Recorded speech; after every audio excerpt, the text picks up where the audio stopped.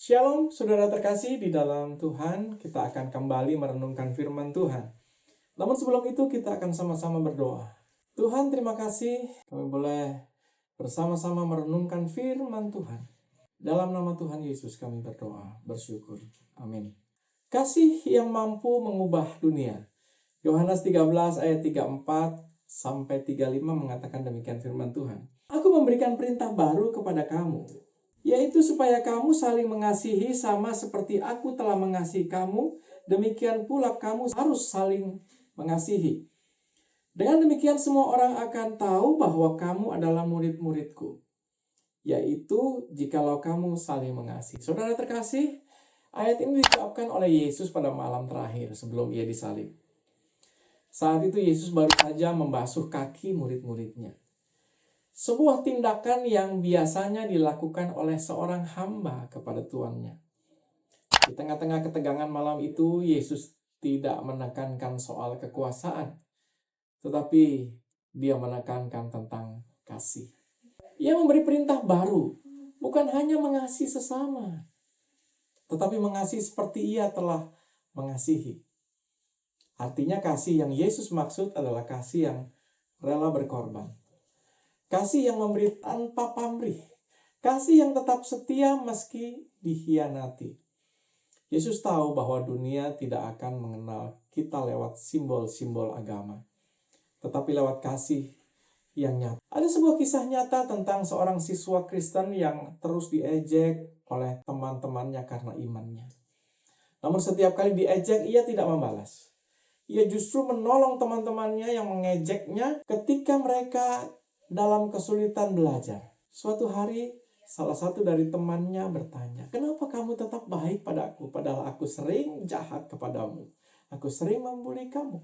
Lalu siswa Kristen itu menjawab, "Karena Tuhan Yesus juga tetap mengasihi saya, meskipun saya sering mengecewakan dia."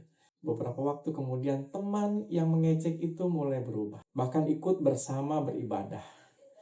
Itu bukti bahwa kasih yang tulus memiliki kuasa untuk mengubah hati manusia. Dunia ini dipenuhi dengan kebencian. Konflik di antara teman itu udah biasa. Sikap mereka saling menjatuhkan itu juga biasa. Namun Yesus memanggil kita untuk menjadi atau pembawa kasih di tengah-tengah dunia yang begitu sangat keras. Bagaimana caranya? Mulai dari hal kecil, misalnya senyum, menolong tanpa pamrih, memaafkan yang menyakiti kita, walaupun kita tahu itu tidak mudah. Gunakan kata-kata yang membangun, bukan menjatuh, baik di dunia nyata ataupun di sosial media atau digital. Tunjukkan kasih Kristus dalam tindakan, bukan hanya dengan ucapan. Ketika kita memilih untuk mengasihi, dunia di sekitar kita akan berubah. Bukan karena kita hebat, tetapi karena kasih Kristus yang bekerja melalui kita. Selama hidup di dunia, Yesus menunjukkan kasih yang melampaui batas manusia. Ia menyentuh orang yang dijauhi masyarakat, memberi makan orang yang lapar, mengampuni perempuan yang berzina, bahkan mengasihi musuh-musuhnya yang menyalibkan dia.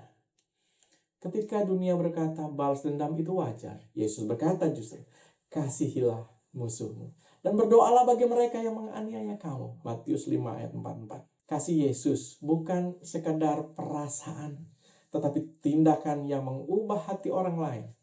Kasih seperti inilah yang mematahkan kebencian, membawa perubahan. Saudara terkasih, kasih Kristus bisa mengubah dunia.